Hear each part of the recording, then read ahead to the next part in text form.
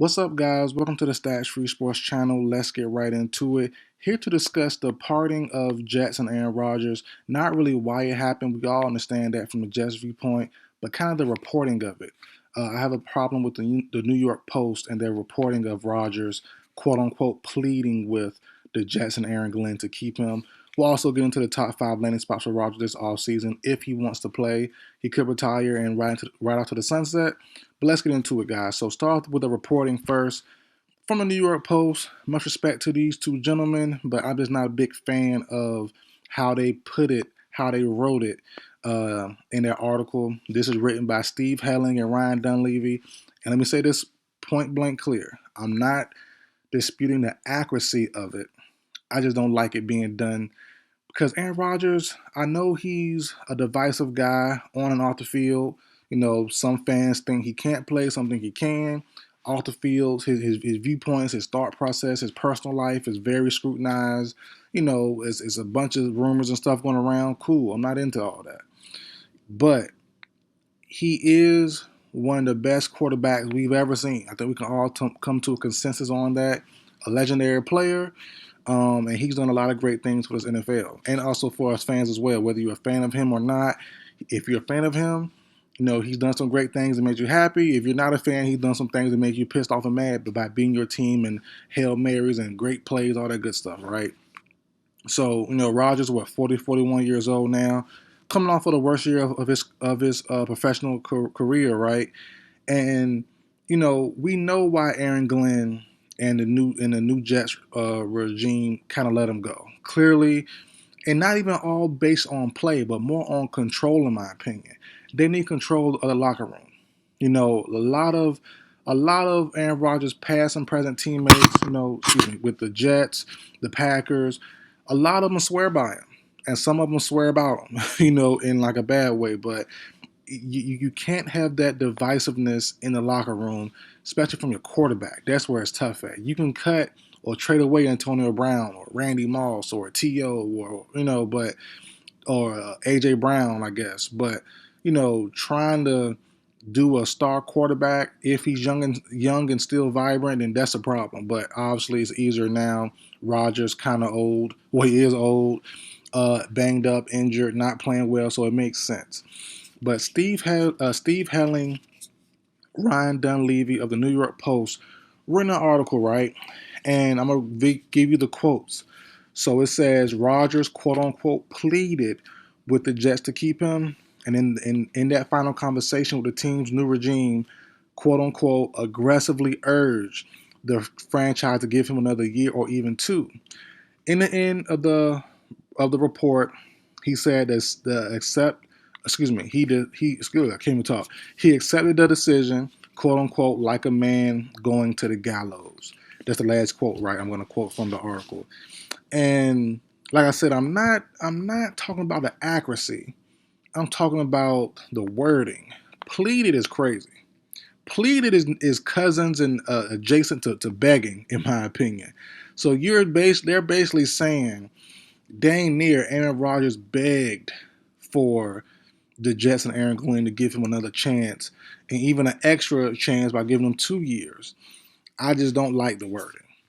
As a football fan, I'm under 30 years old, so I've seen prime Rodgers from 20 what well for '09 till now. I've seen all of Rodgers, great, good, bad, ugly, all in between. A lot of greatness. And to see it end like this, kind of on the Favre wave, is kind of like, ugh, I don't love it. But going to the top 5 landings, and let's really get on that. I don't really have there's no real football take on it. I don't love the wording. I think it could be written better. I don't think, like I said, pleaded is dang near adjacent to begging. And I don't know and even if he did, show some respect. Just don't put it out there like that he's begged for a job dang near. That's kind of, that's tough because it feel like Aaron Rodgers coming to his football end, as he knows, I'm sure. But I think he realized that, like, man, a team is really cutting me. Like, a team that needs a quarterback is really cutting me. Aaron Rodgers is crazy. I know in his mind. So I think he's coming to his humanity. He's accepting his fate now, and it's up to teams to really. He's going to really have to sell himself to teams this season if he wants to play. So here are 5 teams. We all know the rundown for the most part. You can throw in 6 as well. Titans, obviously Brian Callahan. The rumor is that he might be on his last legs. Even though only in year 2, Will Levis shouldn't be the starter. Mason Rudolph shouldn't be the starter. The old GM who brought in Callahan is now gone after I think a 1 or 2 year stint. So Brian Callahan could be on the move. If not, if he doesn't have a good year this year, I have a prediction video about a month ago on Derek Carr, who Brian Callahan knows. He was the Raiders' QB coach, I think 2018 when Carr was there, 2017, something like that. So I have Carr going there to the Titans. I think he will be moved off of from the Saints, cap purposes, but Aaron Rodgers makes sense as well. I've been saying for a while the Titans probably won't go quarterback. I've been saying that for a good little while. So to me, that makes sense. Pittsburgh Steelers, we all know. So reportedly, I guess, Russ is not coming back. Still up in the air. Justin Fields, I have a video on him coming soon. I don't think Fields returns to the Steelers. I truly don't. So, Aaron Rodgers and Mike Tomlin, they flirted before, winked at each other, as far as quarterback and coach goes, obviously. They've flirted with the idea of partnering up, and I think Tomlin might think he can bring in Rodgers and unlock him and sell him down. I think there's a chance Tomlin thinks that, and that could be the move. I would hate it for the Steelers if it don't work out because, Russ wasn't the worst, but I think Fields could have been, the guy who could have stayed there long term. I've said that last year. Fields, ride out with him until he starts to struggle badly. Then you can put in, after a week or 2 or maybe 3, then you can put in Russ. But they dropped Fields like a daggone like daggone battered baked potato or something and threw him in the trash. Like they could barely even use them after that. So that was tough in my opinion. That's why I don't think Fields will return to the Steelers, but I could be wrong.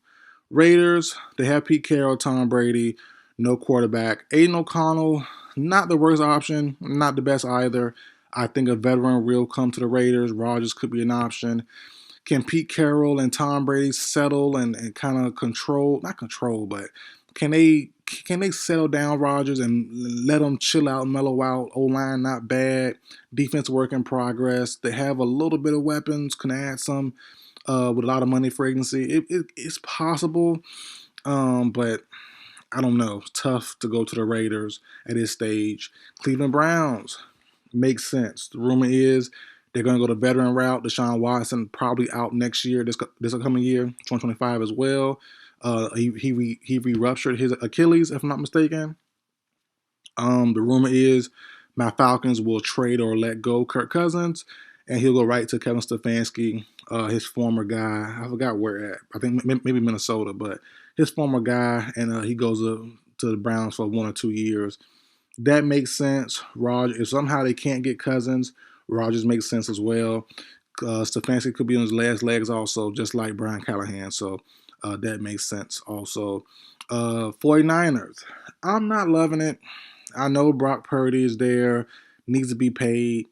I'm telling you this right now, if they bring in Rodgers, you probably have to trade Purdy. Purdy's not going to play that. I would be pissed if I'm Brock Purdy. You bring in old man Rodgers to start for me or even be competition is crazy. So I think if the 49ers really bring in Rodgers, he has to start. And I think Purdy is good as probably checked out. So, and one more option, probably the Colts. The Colts. The Pat McAfee connection is there. I know he doesn't have the say-so in what the Colts do, but if he can get the fan base riled up and kind of get the fan base on Rodgers' side, there's a chance that I know fans don't have a say-so normally, but you never know. Shane Steichen could be desperate. The GM, I forgot his name.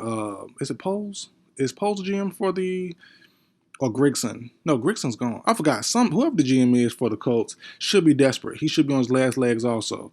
Whoever it is. I forgot who it is now, but he's normally cheap. I have for the last couple years had the Colts trying to get some help via trade, via free agency. Never happens. They never be aggressive. This year, he even mentioned it in his exit conference, his exit interview this year. I said, I forgot his name, but he even mentioned like, yeah, we gotta be more aggressive. We gotta make these moves. Shane Steichen on his last legs, in my opinion, and Anthony Richardson on his last legs as well. The GM on the last leg. So I think they're gonna go for broke. They're gonna bring in veteran comp for Anthony Richardson. I have a video on that coming soon, who I believe it will be. But Rodgers makes sense. Totally opposites. Colts have a decent O line, not great. They have a good run back situation in Jonathan Taylor. A lot of weapons. Pierce, A.D. Mitchell, Pittman, Downs. A tight end could be an upgrade. Loveland, Warren, Taylor, Arroyo. One of those guys in the draft makes sense. Kyle Pitts trade for my Falcons kind of sort of makes sense. So we'll see where they go there. Defense work in progress, not terrible under new regime now, and Lou Anarumo from the Bengals. I have a YouTube short on them getting Jermaine Pratt via trade or free agency as well coming up soon to pair with Zaire Franklin in the middle of that field. So, they're a decent location. I think, Shane Steichen, Brian Callahan, Stefanski kind of all in the same spot, all fighting to keep their jobs.